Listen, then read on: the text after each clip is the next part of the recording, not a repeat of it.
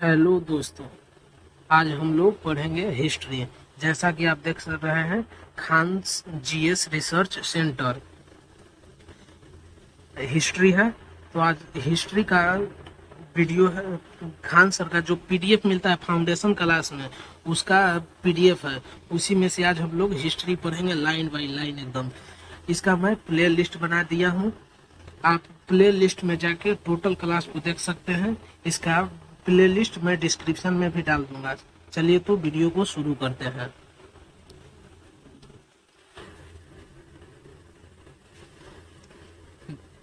आप देख सकते हैं, यह है हिस्ट्री खान सर का।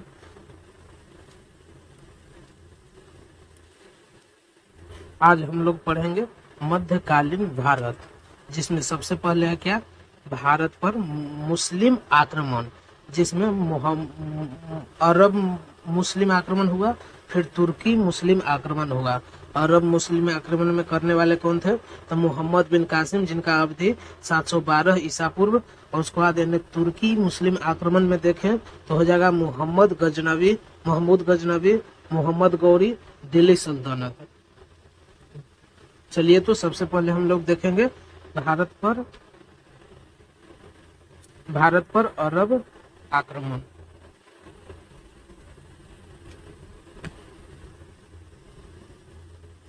भारत पर अरब मुस्लिम आक्रमण, यहाँ पर देखते हैं। भारत पर सबसे पहले मुस्लिम आक्रमण 711 ईस्वी में बुदौला और उबैदुल्ला के नेतृत्व में हुआ। ये दोनों ही आक्रमण असफल रहा था। भारत में सबसे पहले मुस्लिम आक्रमण 711 ईस्वी में बुदौला और उबैदुल्ला के नेतृत्व में हुआ। ये दोनों आक्रमण असफल रहा।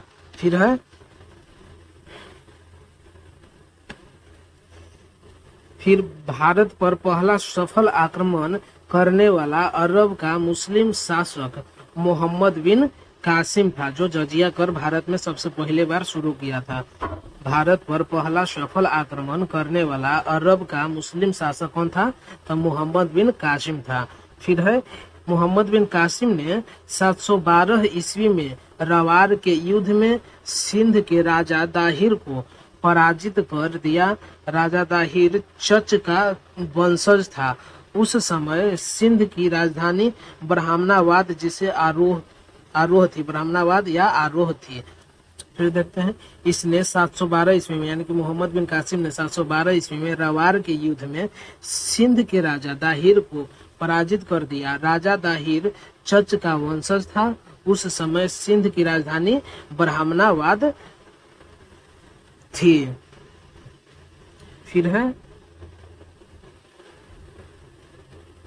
अरब की सिंध विजय का प्रमाण चचनामा नामक ग्रंथ में मिलता है। चचनामा नामक ग्रंथ में, चचनामा को फतहनामा भी कहते हैं।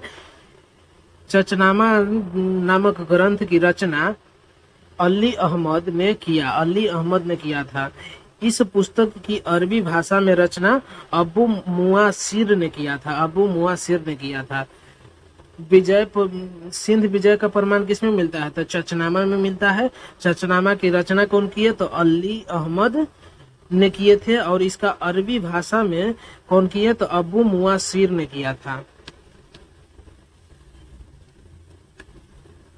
फिर है मोहम्मद बिन कासिम भारत पर आक्रमण करने का उद्देश्य धन दौलत लूटना और इस्लाम धर्म का प्रचार प्रसार करना था, न कि राज्य विस्तार करना। मोहम्मद बिन कासिम का भारत पर आक्रमण करने का उद्देश्य धन दौलत लूटना और इस्लाम धर्म का प्रचार प्रसार करना था, न कि राज्य विस्तार। फिर है मोहम्मद बिन कासिम ने 713 ईस्वी में मुल्तान को जीत लिया और यहाँ से उसे इतना अधिक सोना का भंडार मिला कि मुल्तान को इतिहास में स्वर्ण नगरी कहा जाने लगा।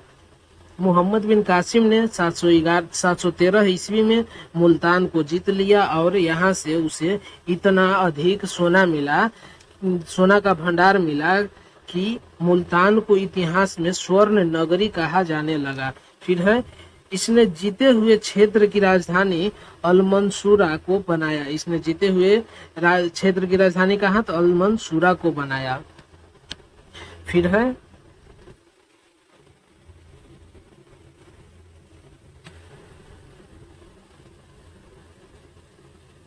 मोहम्मद बिन कासिम के आक्रमण के फलस्वरूप अरबी संस्कृति को भारतीयों ने और कुछ भारतीय संस्कृति को अरब वासियों ने अपनाया। यानी कि मोहम्मद बिन कासिम के जब भारत में आक्रमण हुआ तो उस समय जो अरबी कल्चर था ना उसको भारतीयों ने अपनाया और भारतीय कल्चर इंडियन कल्चर को अरब वासियों ने अपनाया।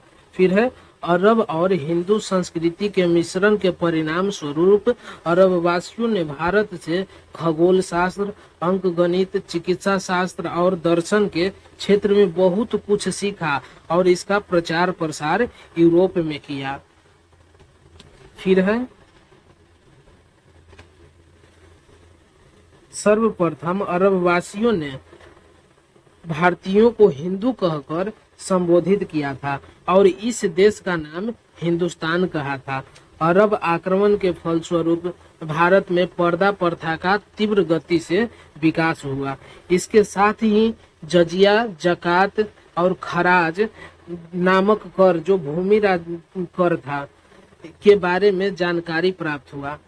सर्वप्रथम अरब वासियों ने भारतीयों को हिंदू कहकर संबोधित किया था।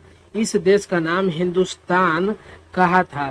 फिर अरब आक्रमण के फलस्वरूप भारत में पर्दा प्रथा का तीव्र गति से विकास हुआ। इसके साथ ही जजिया, जकात और खराज नामक कर के बारे में जानकारी प्राप्त हुआ। फिर है मोहम्मद बिन कासिम ने भारत में सर्वप्रथम जजिया कर लगाया था। भारत में सर्वप्रथम जजिया कर कौन लगाया था? तो मोहम्मद बिन कासिम ने लगाया था। फिर है जजिया गैर मुसलमानों से लिया जाने वाला एक प्रकार का सुरक्षात्मक कर था। जजिया गैर मुसलमानों से लिया जाने वाला एक प्रकार का सुरक्षात्मक कर था। फिर मोहम्मद बिन कासिम ने जजिया कर से 5 लोगों को मुक्त रखा था। कितने लोगों को? तो 5 लोगों को मुक्त रखा था। बच्चा को, बूढ़ा, ब्राह्मण, विकलांग और औरत। बच्चा, बूढ़ा, विकलांग, ब्राह्मण और औरत से इन 5 से जजिया कर नहीं लेता था। फिर है फिरोज शाह तुगलक ने ब्राह्मणों पर भी जजिया कर लगा दिया था। फिरोज शाह तुगलक, पूछा जाता है कि ब्राह्मणों पर जजिया कर लगाने वाला कौन था? तो फिरोज शाह तुगलक था, जो तुगलक वंश में था। तुगलक वंश के संस्थापक गयासुद्दीन तुगलक हो जाता है। फिर है मुगल बादशाह अकबर ने 564 ईस्वी में जजिया कर को समाप्त कर दिया था। मुगल बादशाह अकबर था जो 1564 ईस्वी में जजिया कर को समाप्त कर दिया था। फिर है औरंगजेब ने 1779 ईस्वी में पुनः जजिया कर लगा दिया था। औरंगजेब ने 1679 ईस्वी में पुनः जजिया कर लगा दिया। फिर नोट है, सबसे महत्वपूर्ण है, एकमात्र मुगल बादशाह औरंगजेब ने अंग्रेजों से भी जजिया कर वसूला था। एकमात्र मुगल बादशाह औरंगजेब ने अंग्रेजों से भी जजिया कर वसूला। फिर है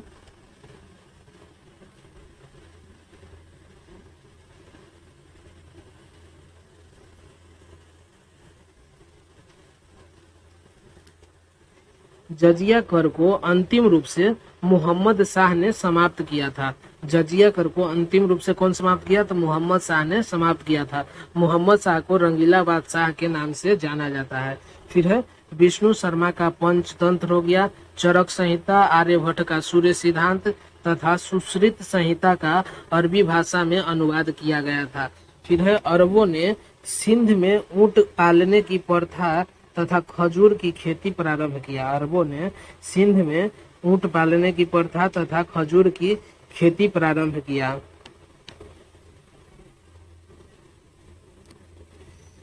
चचनामा ग्रंथ के अनुसार सुलेमान के आदेश पर मोहम्मद बिन कासिम की हत्या करवा दी गई थी। चचनामा ग्रंथ के अनुसार सुलेमान के आदेश पर मोहम्मद बिन कासिम की हत्या करा दी गई। फिर है अब भारत पर तुर्क आक्रमण के बारे में जानेंगे। तो भारत में मुस्लिम सत्ता की स्थापना का श्रेय तुर्कों को दिया जाता है। भारत में मुस्लिम सत्ता की स्थापना का श्रेय किसको? तो तुर्कों को दिया जाता है। फिर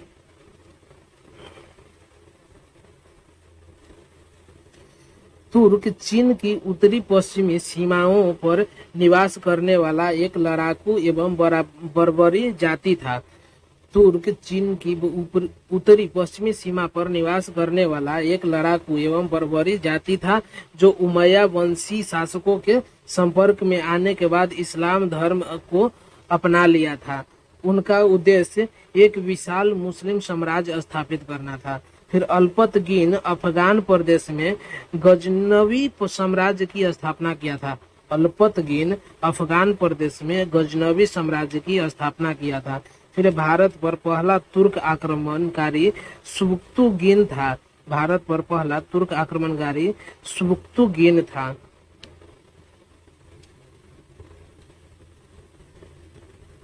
फिर है सुबुक्तुगीन अल्पतगीन का गुलाम था। सुबुक्तुगीन अल्पतगीन का गुलाम था, जो बाद में अल्पतगीन का दामाद बना। फिर इसने 986 ईस्वी में हिंदू शाही वंश के शासक जयपाल को पेशावर में पराजित कर दिया था। सुबुक्तुगीन ने 986 ईस्वी में हिंदू शाही वंश के शासक जयपाल को पेशावर में पराजित कर दिया था। अब आता है महमूद गजनवी।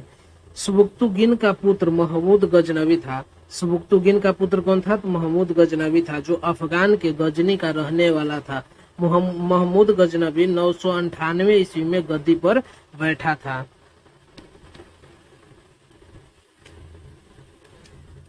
इसने 1000 ईस्वी से 1027 ईस्वी के बीच कुल 17 बार भारत पर आक्रमण किया था। महमूद गजनवी ने 1000 ईस्वी से 1017 ईस्वी के बीच कुल 17 बार भारत पर आक्रमण किया था।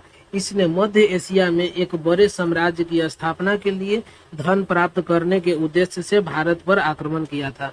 महमूद गजनवी ने मध्य एशिया में एक बड़ा साम्राज्य स्थापित करने के लिए धन की प्राप्ति करने के उद्देश्य से भारत पर आक्रमण किया था।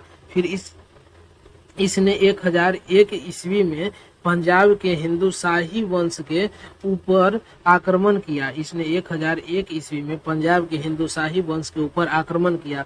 उस समय इसकी राजधानी वहिंद थी। इस समय यहाँ के शासक जयपाल थे।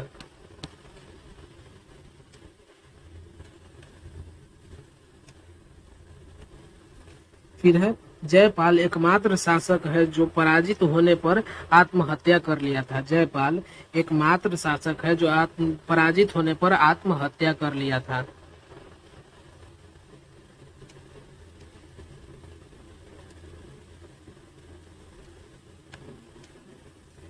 फिर है इसने पुनः 1008 ईस्वी में नागरकोट पर हमला किया और ज्वालामुखी मंदिर को तोड़कर उसके अवशेष को गजनी ले जाकर मस्जिद के सीढ़ियों पर फेंक दिया था। फिर महमूद गजनवी को बुत सिकन यानी कि मूर्ति भंजक कहा जाता है। महमूद गजनवी को बुत सिकन अर्थात मूर्ति भंजक कहा जाता है। फिर है भारत में महमूद गजनवी का सर्वाधिक महत्वपूर्ण अभियान 1025 से 1026 में सोमनाथ मंदिर पर आक्रमण था। उस समय वहां का शासक भीम प्रथम था। भारत में महमूद गजनवी का सर्वाधिक महत्वपूर्ण अभियान 1025 से 1026 में सोमनाथ मंदिर पर आक्रमण था। उस समय वहां का शासक भीम प्रथम था। इस सोमनाथ मंदिर गुजरात के सौराष्ट्र प्रांत में है।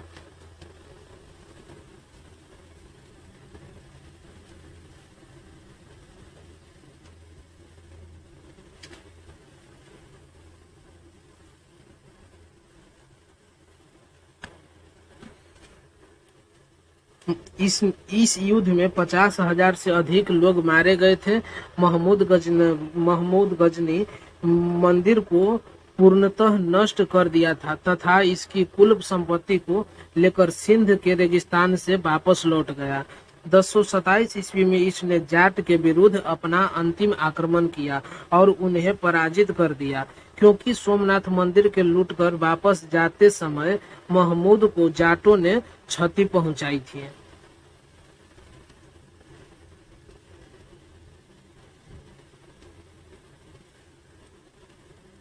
फिर महमूद गजनवी का सेनापति अयाज सुल्तान था। महमूद गजनवी का सेनापति अयाज सुल्तान था। उतवी, फिरदौसी और अलबरूनी जैसे विद्वान गजनवी के दरबार में रहते थे। फारूकी, उतवी, फिरदौसी और अलबरूनी जैसे विद्वान गजनवी के दरबार में रहते थे। फिर है उतवी उतवी ने किताब उल यामिनी की रचना की। उतवी ने किताब उल यामिनी की रचना की। फिर फिरदौसी ने शाहनामा लिखा, जबकि अलबरूनी ने किताब उल हिंद लिखा, जिसे तहकीक ए हिंद कहा जाता है।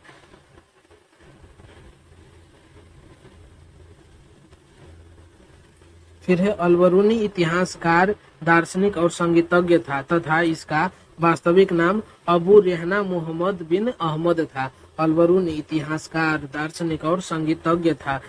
अलबरूनी का वास्तविक नाम क्या था? तो अब्दुल रेहना महमूद बिन अहमद था।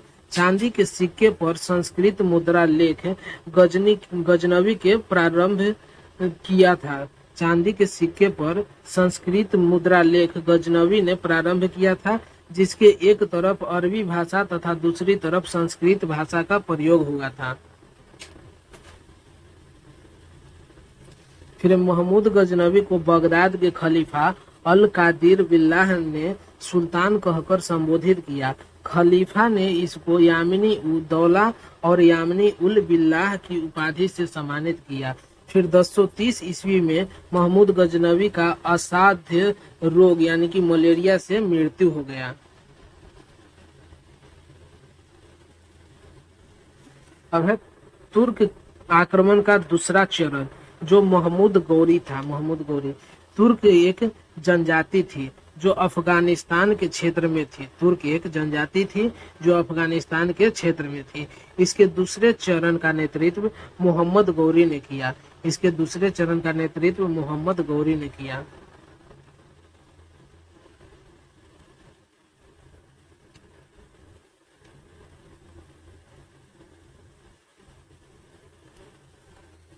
फिर है इसका पूरा नाम, मोहम्मद गौरी का पूरा नाम मोहम्मद गौरी या फिर मुइजुद्दीन मोहम्मद बिन शाम यानी कि शिहाबुद्दीन था।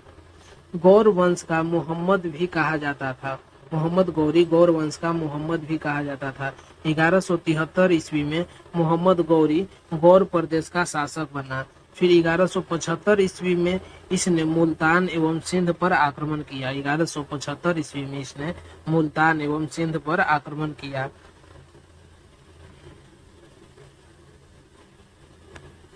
फिर 1178 ईस्वी में मोहम्मद गौरी पाटन पर यानी गुजरात पर आक्रमण किया, किंतु वहां के शासक भीम द्वितीय ने माउंट आबू पर इसे बुरी तरह से पराजित किया। यह तुर्क आक्रमणकारियों की पहली पराजय थी।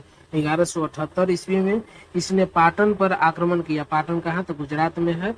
आक्रमण किया, किंतु वहां के शासक भीम द्वितीय ने माउंट आबू पर इसे बुरी तरह से पराजित किया। यह तुर्क आक्रमणकारियों की पहली पराजय थी।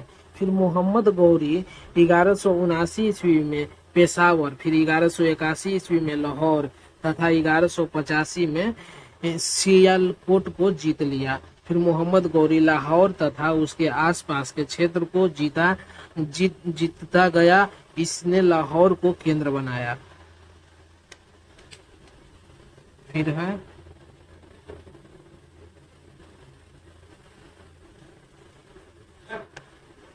इसने पंजाब के भटिंडा पर जब अधिकार किया तो पृथ्वीराज चौहान तृतीय से विवाद हो गया।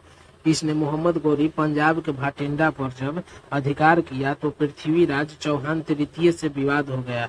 1191 ईस्वी के तराइन के प्रथम युद्ध में पृथ्वीराज चौहान तृतीय ने गौरी को पराजित कर दिया। 1191 ईस्वी के तराइन के प्रथम युद्ध में पृथ्वीराज चौहान तृतीय ने गौरी को पराजित कर दिया।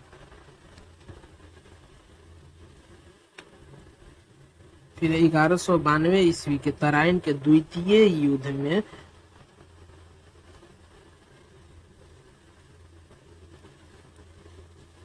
1192 ईस्वी के तराइन के द्वितीय युद्ध में मोहम्मद गौरी ने जयचंद के सहयोग से पृथ्वीराज चौहान तृतीय को पराजित कर दिया और उनकी हत्या कर दी। फिर महमूद गजनवी का सेनापति मलिक अयाज सुल्तान था। महमूद गजनवी का सेनापति मलिक अयाज सुल्तान था।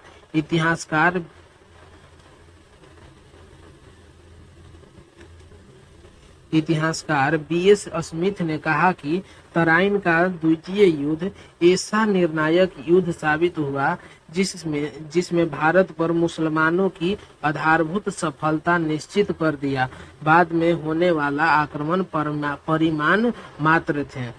फिर तराइन के युद्ध के बाद गौरी ने मेरठ अलीगढ़ पर अधिकार कर दिल्ली को अपनी राजधानी बनाया। 1194 ईस्वी के चंदावर के युद्ध में उसने गढ़वाल शासक जयचंद को पराजित कर दिया।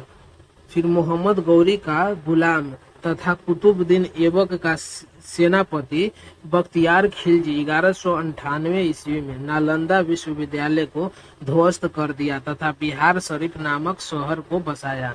मोहम्मद गौरी का गुलाम तथा कुतुबुद्दीन ऐबक का सेनापति बख्तियार खिलजी 1198 ईस्वी में नालंदा विश्वविद्यालय को ध्वस्त कर दिया तथा बिहार शरीफ नामक शहर बसाया। फिर 1205 ईस्वी में गौरी ने अपना अंतिम अभियान पंजाब के खोखर जातियों के विरुद्ध किया।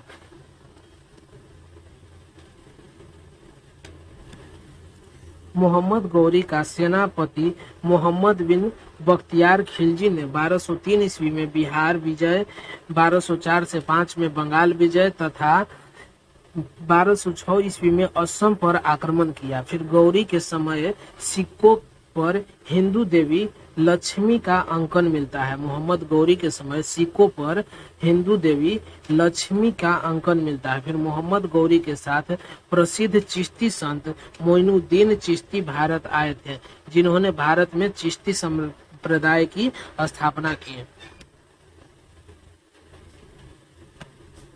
मोहम्मद गौरी का कोई पुत्र नहीं था तथा जयचंद को पराजित करने के बाद गौरी द्वारा भारत में जीते गए प्रदेशों को कुतुबुद्दीन ऐबक को सौंपकर वापस गजनी लौट गया। फिर मोहम्मद गौरी ने कुतुबुद्दीन ऐबक को प्रथम अख्ता प्रदान किया था। 1206 ईस्वी में दमयक नामक स्थान पर रामलाल खोखर ने मोहम्मद गौरी की हत्या कर दी। मोहम्मद गौरी को गजनी में दफनाया गया। मोहम्मद गौरी के 3 प्रमुख गुलाम थे। एक कुतुबुद्दीन ऐबक, फिर यालदोज था और कुबाजा। मोहम्मद गौरी के 3 प्रमुख गुलाम थे। एक कुतुबुद्दीन ऐबक, फिर दूसरा यालदोज और तीसरा कुबाजा था।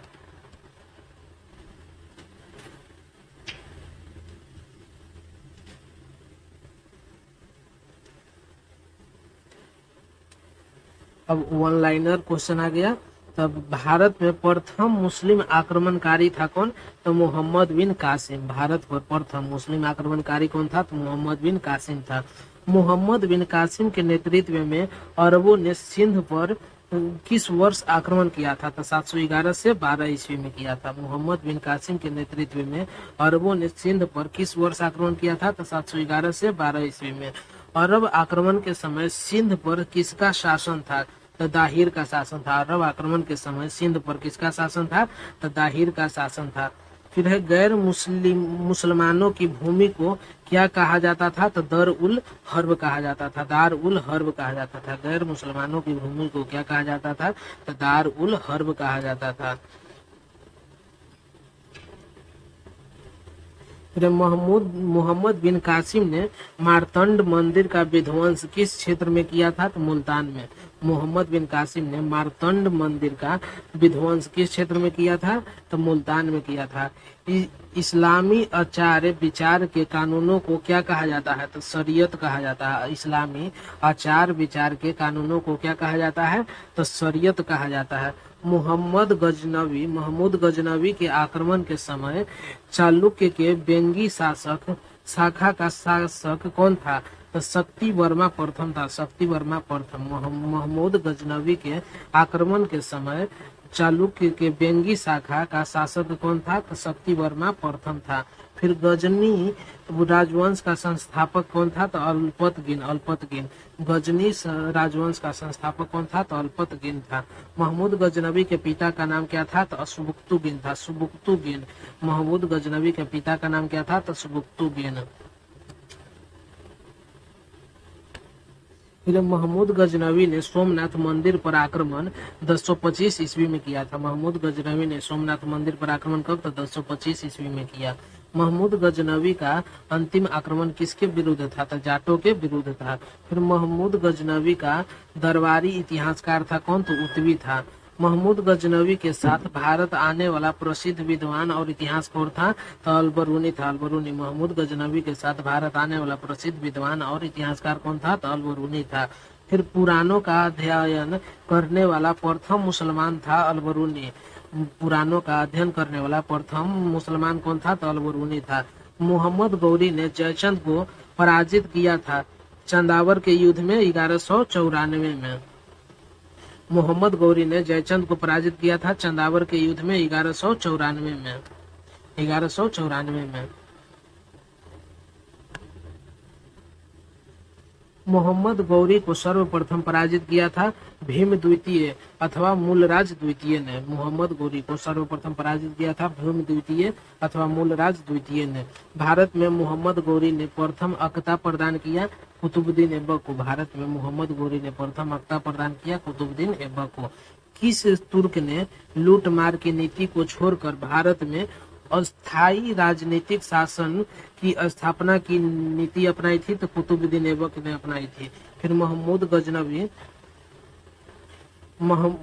गजनवी के भारत अभियान के समय कश्मीर पर किस वंश का शासक था? तो लोहार वंश का शासक था। महमूद गजनवी के भारत अभियान के समय कश्मीर पर किस वंश का शासक था? तो लोहार वंश का शासक था।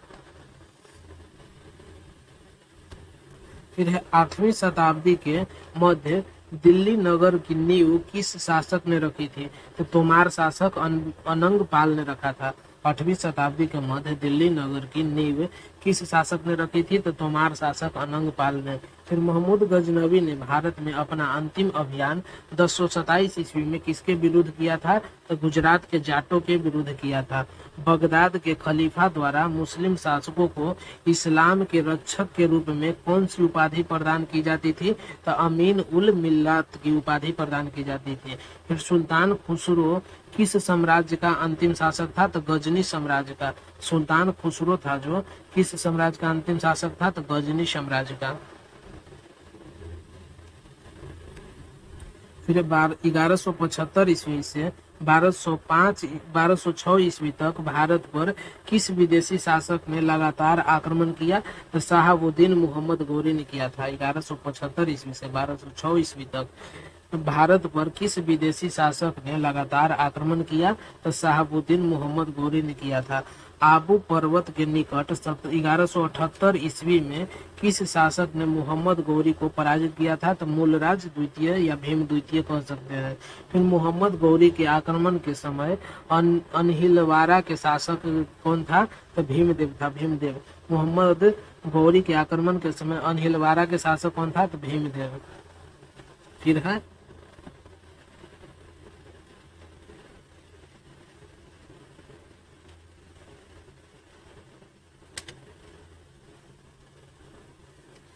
मोहम्मद गौरी ने जयचंद को पराजित किया था चंदावर के युद्ध में 1194 में। मोहम्मद गौरी ने चंदावर को पराजित किया था जयचंद को पराजित किया था चंदावर के युद्ध में 1194 में।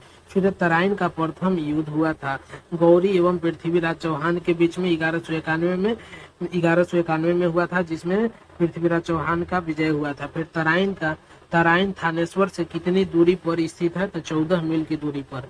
तराइन थानेश्वर से कितनी दूर पर स्थित है? तो 14 मील की दूरी पर है। फिर किस युद्ध के बाद कोई भी भारतीय शक्ति मुसलमानों का प्रतिकार करने का स्थिति में नहीं था? तो तराइन के द्वितीय युद्ध के बाद। फिर है पृथ्वीराज चौहान के विरुद्ध मोहम्मद गौरी की सहायता करने का कारण किस शासक को देशद्रोही का संज्ञा दिया जाता है? तो कनौज के शासक जयचंद को दिया जाता है। फिर है गौर लौटते समय 15 मार्च 1206 ईस्वी को किसने मोहम्मद गौरी की हत्या कर दी? तो सिया विद्रोहियों ने किया था। गौर लौटते समय 15 मार्च 1206 ईस्वी को किसने मोहम्मद गौरी की हत्या कर दी? तो सिया विद्रोहियों ने। फिर महमूद गजनवी ने 1000 से 1027 ईस्वी के बीच भारत पर कितनी बार आक्रमण किया? तो 17 बार आक्रमण किया था।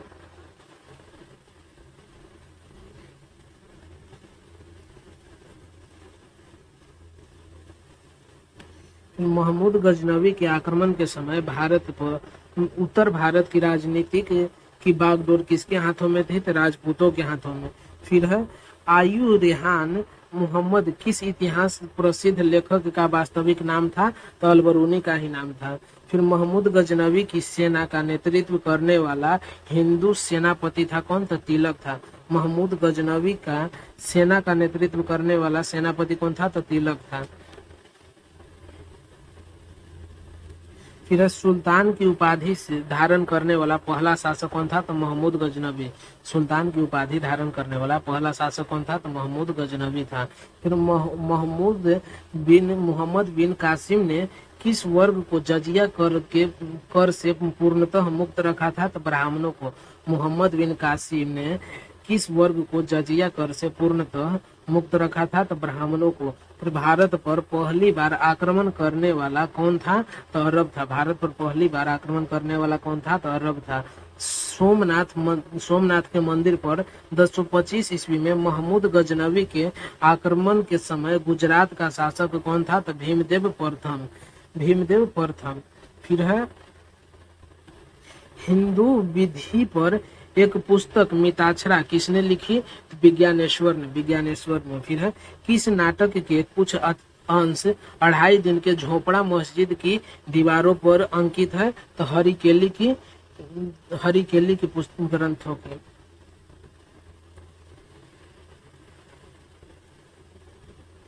अब अगला वीडियो में देखेंगे दिल्ली सल्तनत। इसका प्ले लिस्ट बना दिया गया है, आप उसमें जाकर देख सकते हैं। अगले तुरंत ही दिल्ली सल्तनत का वीडियो डालेंगे। ठीक है, धन्यवाद।